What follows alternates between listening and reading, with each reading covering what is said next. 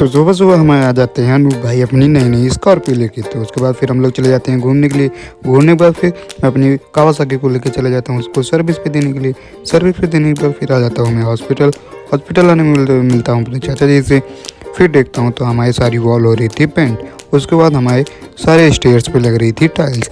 Tiles लगने पर फिर हम जाते हैं अपने कमरे में, तो वहाँ भी टाइल्स लग चुकी थी। उसके बाद आते हैं नीचे, फिर थोड़ी देर लेते हैं धूप के मज़े। धूप के मज़े लेने के बाद फिर हम अपनी बाइक को लेके चल देते हैं उसको वापस कल लाने के लिए। लाने के बाद फिर चले जाते हैं हम लोग गाँव।